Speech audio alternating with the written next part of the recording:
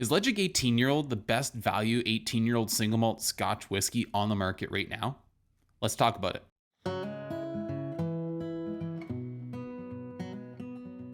Hey guys, welcome back to Whiskey on the West Coast. My name is Matt, and today we're going to be talking about the Ledaig 18-year-old single malt Scotch whiskey from the Tobermory Distillery on the Isle of Mull. Now, the Ledaig single malt Scotch whiskey is the peated distillate from the Tobermory Distillery. It's usually peated to about 35 phenol parts per million. And I want to tell you all about the stats on this bottle. But first off, just wanted to thank the person that gave me the sample of this bottle, Hexagonal Crank. Once again, thank you so much. I've wanted to try Ledaig 18 for a really long time, and I'm just chuffed to have the opportunity to go ahead and try this whiskey. Furthermore, I actually had the pleasure to visit the Tobermory Distillery this past June on our trip to Scotland. Now, I didn't get to go on a tour or to do a full tasting there, but I did get to visit, as I mentioned, the distillery. It's a really small distillery. It's located in the town of Tobermory, right on the ocean, on Tobermory Bay. Actually, if you walk out the door of the distillery, you are basically, you're on the ocean. You're on the beach. It's pretty picturesque location.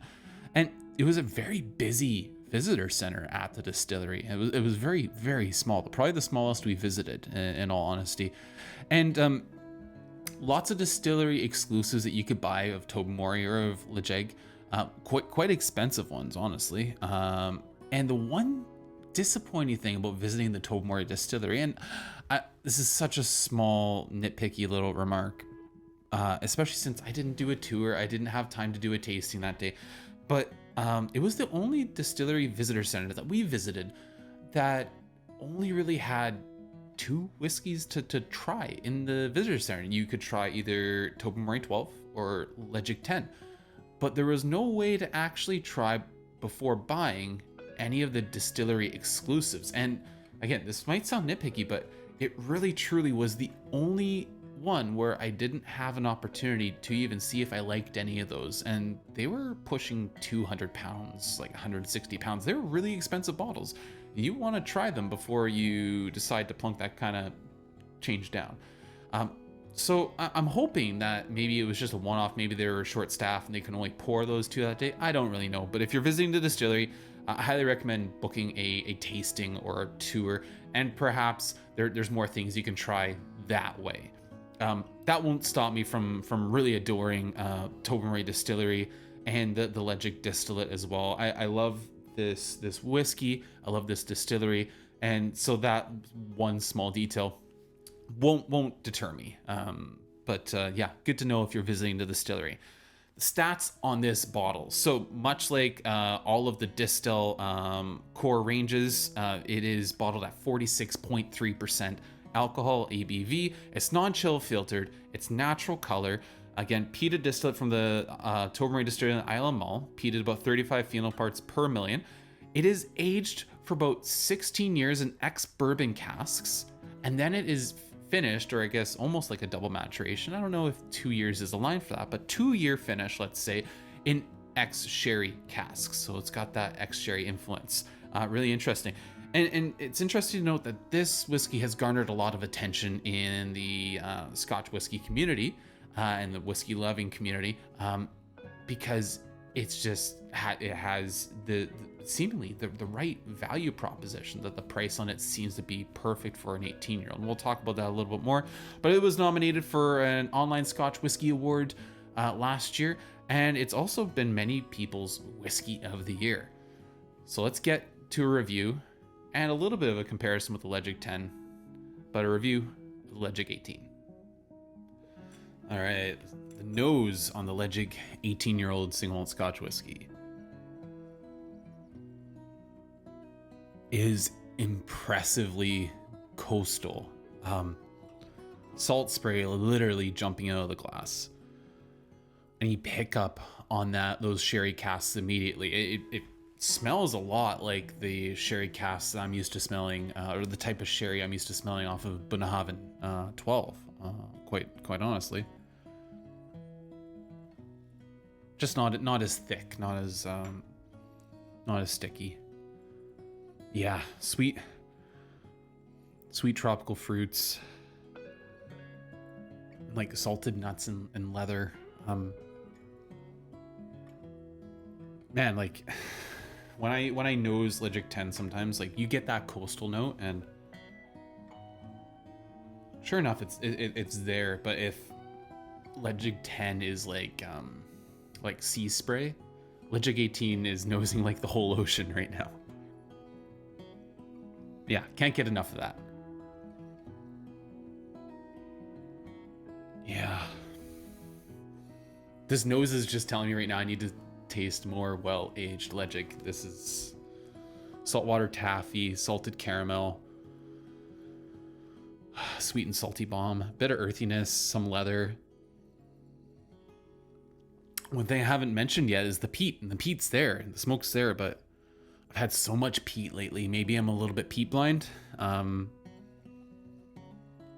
because it's really coming off more of an accent on this whiskey as opposed to like the star attraction. And maybe that's the age. The age has just taken some of that peat smoke, the big touches, the big influence of that off a bit, and is letting other aspects shine. Yeah, the peat now, though, as I dig more into it, is like that farmy, funky, cheesy note of Ledaig that I really enjoy. Yeah, and kind of like a cedar sauna sort of note, like a Finnish sauna, and a bit of like eucalyptus. Great nose. It's like sweet and sour. Yeah, really interesting nose. Lots of layers to it. It's inviting me to take a sip, so let's get to it.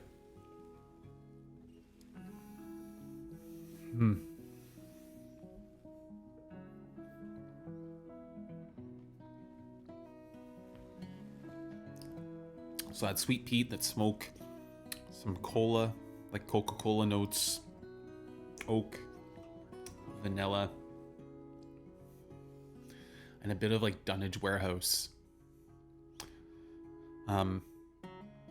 Yeah, and having traveled to Scotland now, like I have a really visceral sense of that dunnage note, which was just lovely to be immersed in when you walk into the dunnage warehouses and you're just surrounded by it, and the whiskey mold, and the casks that have been laid down for 10, 20, 30 years or more.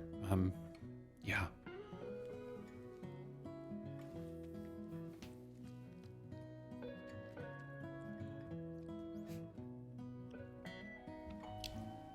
Yeah, the saltiness is still there. Some caramel, like fudge, hazelnut. It almost sounds like I'm describing like, there's some bitter notes too. It's almost like dark chocolate Nutella chocolate bar with like some again, the hazelnuts are there, but the chocolate isn't quite as sweet as Nutella. It's got a bit more bitterness to it, probably from that oak, maybe slightly herbaceous. But you put all those things together, that sounds like delicious chocolate bar.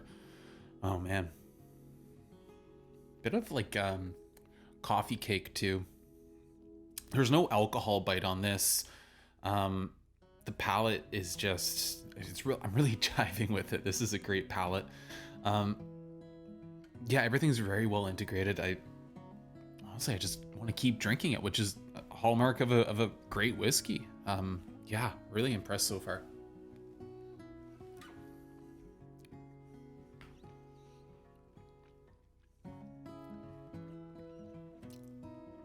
There's good body, good texture.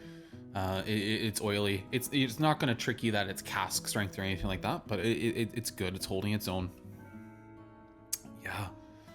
And I mean, if it's holding its own for body right now, I've come off weeks of straight from the cask strength whiskey in my travels. And so this not being that, if it's coming across not as thin right now, that's speaking volumes. I'm getting on the finish right now, like some vintage, like antique store vibes, like that type of like old wood note. Really enjoying that. Rich smoke, leather, that oak is there. Again, maybe it's like varnished oak, old furniture. It's a slow simmer. The finish isn't punchy. It's not trying to steal the show. It's just trying to wrap it all up with a nice bow, which is, yeah, it's really great. Still going now. This is a lovely resolve. Yeah, slow simmer at the end. One more sip and I'm gonna give you guys a score here, because this is yeah, this is a dram.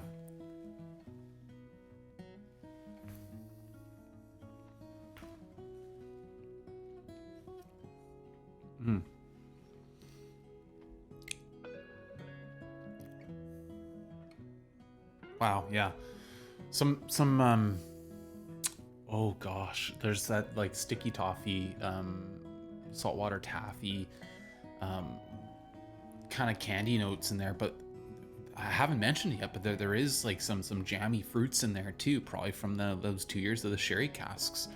Yeah, like almost like a fig jam spread, or even like stewed raisins. Yeah, really nice. Real quick comparison with the 10, just quickly here. Like the 10 is just a cleaner profile. It's not as austere or dignified as the 18, but I have a great love for the 10 because it shows off the raw nature of Ledaig 10 and the sweetness, the sweet tones. The coastal notes are still there. If I take a quick sip,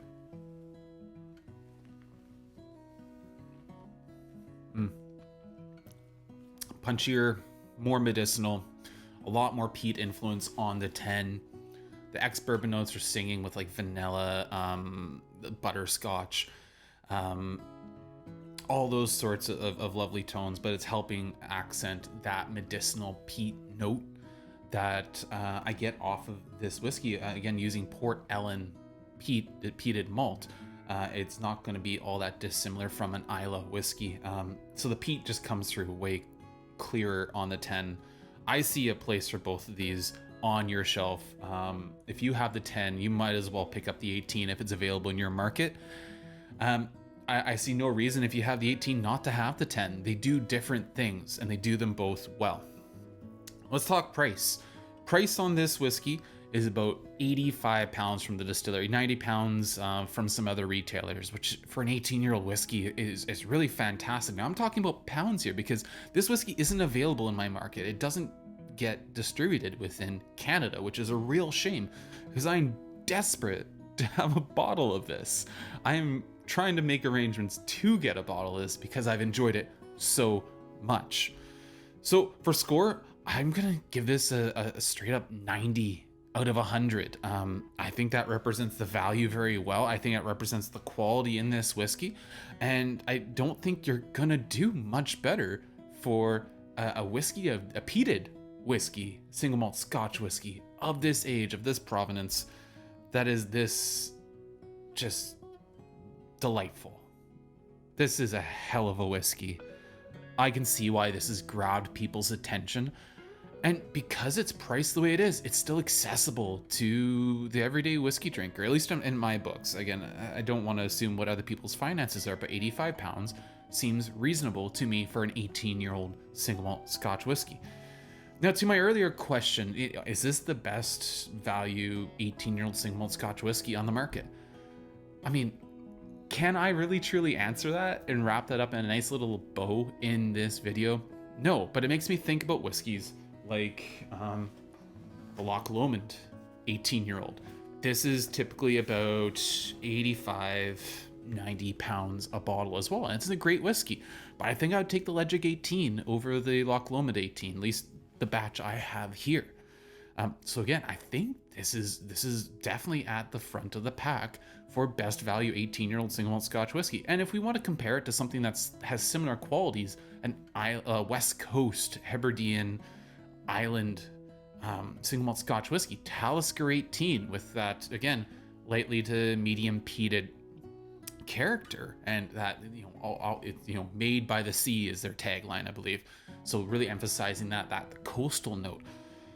Talisker 18 used to be about the same price as Ledaig 18-year-old, about 90 pounds, maybe even actually I think it was 80 pounds And then it had a huge increase. It went up to at this point, Master of Malt is selling for £190.